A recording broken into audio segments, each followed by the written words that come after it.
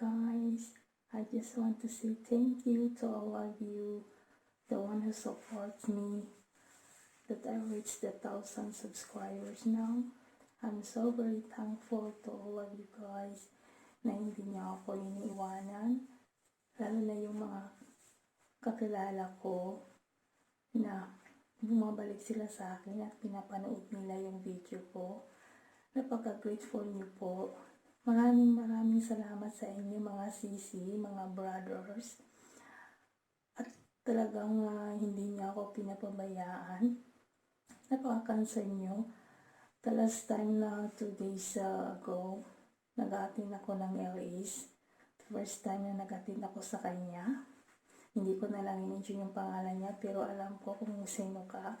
At alam mo kung sino ka.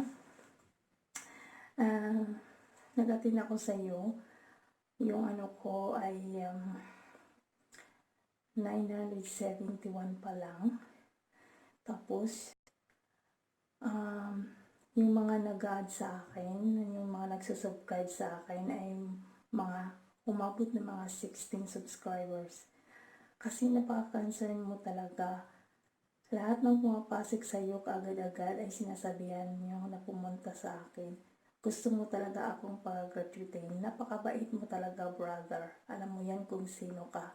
2 times pa lang ako nag-attend sa'yo. Pero, ang galing mo talaga. Palagay ko, ikaw itong week na to, pag-graduate ka na lang kasi ang galing mo talagang mag-host. So, alam mo kung sino ka kasi nagko-cooking ka. Kusinero ka, napakagaling mong kusinero. Kumbaga sa akin, ikaw ay anak na lang kita. So alam mo yan kung sino ka. Napaka-concern mo talaga, anak ko. Maraming salamat. And also to Inday Lovejoy. Doon ko sa kanya natutunan kung paano ko gagawin yung channel ko. For the first time na bago pa lang ako, hindi ko talaga alam nung ginawa ko yung yung channel ko. Kasi nag-upload ako 1 month na siya, wala pa lang nagsusubscribe sa akin. Ewan ko kung bakit. Siguro ang pangit yata ng mga video ko, napakaliit yata. So, kaya walang nagsusubscribe sa akin. So, ang ginawa ko, nagtitingin-tingin ako sa mga sa mga YouTube kung ano ang dapat kong gawin. At saka nakita ko to si Inday Lovejoy. Nagsisend ako sa kanya ng message. Ayun, tinuturo niya sa akin kung paano. At kasi tinanong ko sa kanya, bakit 1 month na ako, wala pa rin sa akin nagsusubscribe. So, kailangan mo palang mag-attend ng mga LEs. So, yun ang ginawa ko, nag-attend ako ng mga LEs. Kaya lang, hindi ako malakas. Mahina akong mangisda. At saka pag nakapangisda ako, siguro mga 10 lang. Minsan nakaumabot ako ng 20. Pero ang bumabalik sa akin, mga 3, mga 5, kaya matagal akong umabot. Amo ba naman mag 1 year na tong sa channel ko. Ngayon lang ako nakaka-reach ng 1,000 subscribers. So, ang hina ko talaga. At saka pangalawa, hindi ako laging kasi ang asawa ko ayaw niya akong nasa social media. Pag nandito siya, tinatago ko. Hindi ako nag-YouTube o kaya tinatago ko ang cellphone ko kung nag-a-attend ako ng LS. Kasi ayaw niya talaga. Ayaw niya akong nag-YouTube ako. Kasi napakalaki daw ng social media na yan.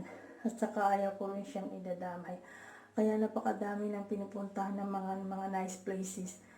Na ando doon kami, magkasama kami, kumakain kami. Hindi ako pwedeng magbibideo. Parang napifeel kong nasasado ko kasi ayaw niya talagang mag-support sa akin. Dahil ayaw niya talaga. Kaya sayang lang yung mga pinupuntahan namin na ang gaganda na hindi ko man lang mabibidyohan. Dahil ayaw niya talaga. Nagagalit talaga siya. Minsan nahuhuli ko siya sa mood niya. Yun lang minsan, pero sandali lang. Yun lang, nagpa-video niya ako noon sa birthday ko. Kasi birthday ko yun. Tapos yung minsan yung maliit-liit, maiksi-iksi na kaya sinabi ko, hindi naman to sa YouTube, sa Facebook lang. Sa Facebook ko lang to ipopost. Pero minsan pa rin pag kahit sa Facebook, ayaw pa rin niya talaga. Ganun siya Kaya minsan na ayaw ko na lang. Kaya sa labas na lang ako. Kung gusto kong magbablog, sa labas na lang ako. Yung hindi nag-ano sa bahay. Pero pag nag-ano ako sa bahay, tinatiming ko na wala siya dito. Na ako lang mag-isa. Kasi ayaw niya yung dito siya. So, uulitin ko guys. I wanna say thank you to all of you for all your support for me, for all my for my channel, and yung sa mga magandang compliments nyo, at sa mga nagde-down sa akin. Kasi okay lang yun kasi pag nandito tayo sa YouTube, tatanggapin mo kung anong sinasabing masama sa'yo. So, kasi you must be friendly. Kasi kung hindi ka kung hindi pa ka mapagkumbaba, hindi ka magiging vlogger. Pero for this one, for me, the YouTube is just only for me for a hobby. Kasi dito sa YouTube, marami tayong mga kompetensya. Hindi natin alam kung magiging professional vlogger ka. Kaya, kumbaga yun, ganito lang, upload tayo, kung may mag-vlog tayo, ganun. So, hindi mo gaanong inaano, dahil yung iba kasi, parang wala na silang ibang ginagawa kung di sa YouTube lang. Sa bagay, maganda rin naman kasi, marami kang namimit sa YouTube, marami kang mga friend na mga bago, na namimit mo. Pero, para sa akin, kasi nauna tayo sa Facebook Kaya kumbaga sa akin, doon ako mas active. Pero, hindi ko talaga iiwanan yan. Pero ito sa akin, yung parang pangalawa ko na lang to si YouTube. Kasi hindi naman tayo dito, alam kong talagang kikita tayo. Pero sa akin, wala lang yung hindi ako kikita. Basta at least, nag-enjoy rin ako dito. Pero I'm always focusing to my real job and to my first social media na yung FB ko. Kasi nga dito, marami tayong kakompetensya. So, kung anong man ang lakad nito, I'm very thankful and I'm grateful. So, maraming salamat sa inyo guys na sa pagsuporta nyo sa akin at magsusuportahan na lang tayo. Tingnan natin kung makapag-release ako. So, mag-attend naman kayo sa akin at mag-attend din ako sa inyo. Pero hindi ko pa alam kung kailan ako mag-ELS. So, I'm very thankful to all of you guys. Happy New Year. Mwah.